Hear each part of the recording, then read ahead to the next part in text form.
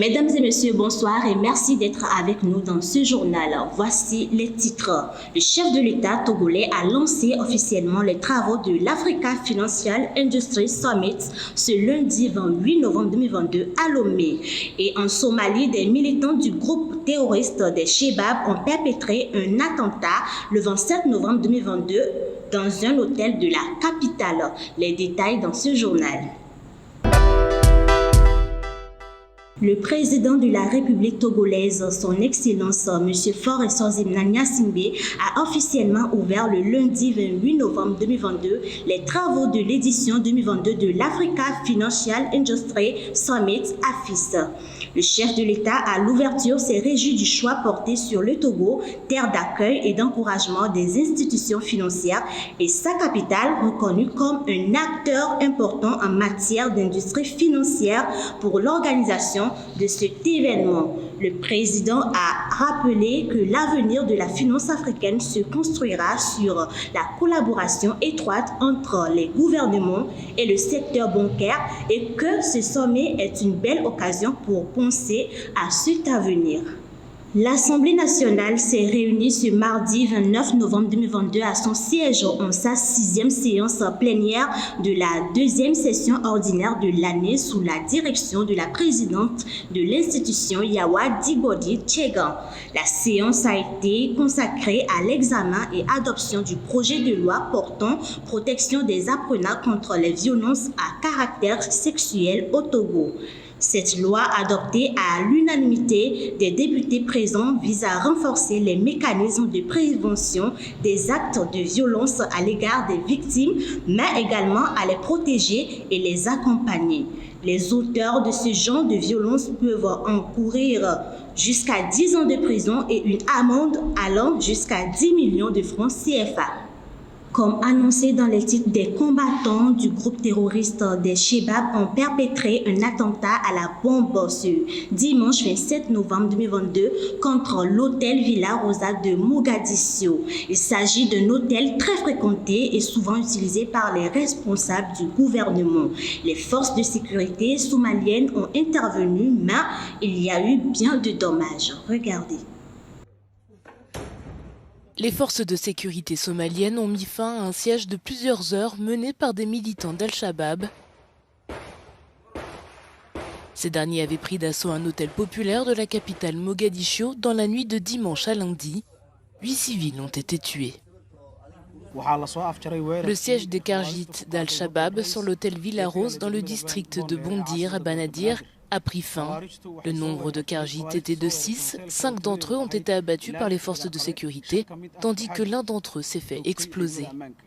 Les Kharjites d'Al-Shabaab ont tué 8 civils qui séjournaient dans l'hôtel et les forces de sécurité ont réussi à secourir environ 60 civils. Personne parmi les civils n'a été blessé.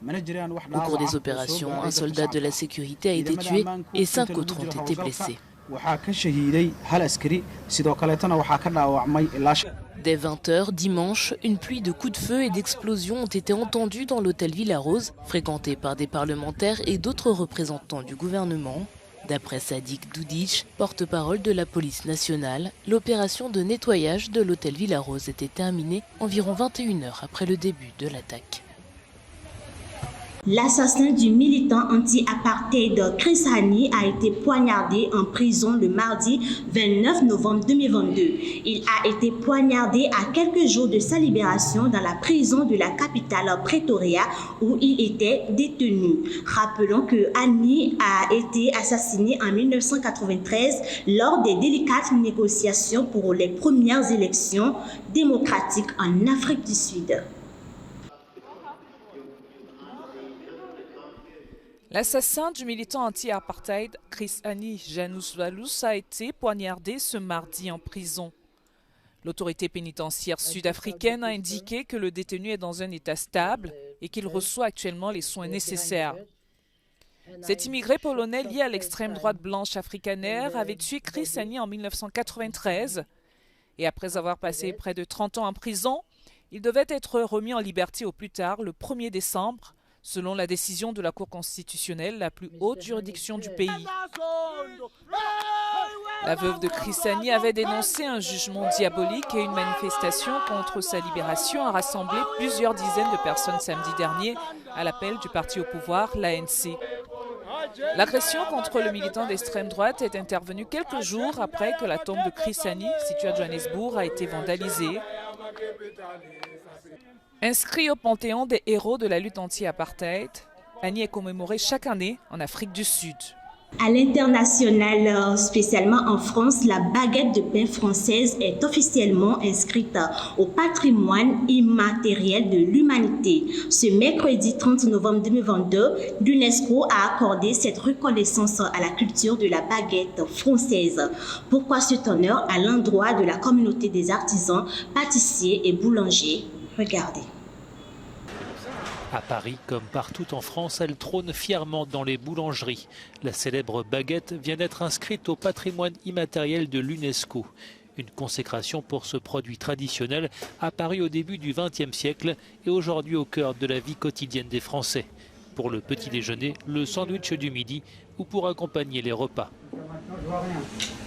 Dans les rues de Paris, les badauds se réjouissent de cette reconnaissance pour la baguette. Le patrimoine français, l'art culinaire français, ça doit être relevé, quoi. En tout cas, encouragé.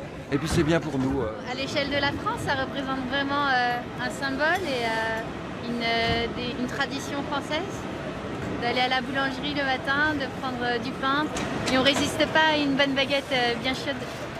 Chaque année, plus de 6 milliards de baguettes sortent des fournils. Une recette à base de farine, d'eau, de sel et de levure, à laquelle s'ajoute la touche de l'artisan. Ça, c'est la farine de tradition. Elle est un peu plus crème que l'autre. Je pense qu'il y a un certain savoir-faire que les autres pays n'ont pas. On a des bonnes farines aussi. Maintenant, les meuniers sont capables de nous faire des farines vraiment très très bien, quoi. Il y a notamment tout ce qui est baguette de tradition où il n'y a pas de produits dedans à ajouter, donc c'est que de la farine. Nos anciens nous ont transmis leur savoir-faire, donc on essaie de le perpétuer. Cette reconnaissance pour la baguette intervient alors que les artisans boulangers sont de moins en moins nombreux, menacés par l'industrialisation. La France compte aujourd'hui 35 000 boulangeries, soit 20 000 de moins qu'en 1970. Retour sur le plan national, la 17e foire internationale de Lomé a démarré ce 30 novembre 2022 et c'est un rendez-vous qui réunit plusieurs acteurs de l'économie venus de plusieurs pays. Eh bien, c'est la fin de ce journal. Merci de nous avoir suivis. Merci surtout pour votre fidélité. D'ici là, portez-vous très bien.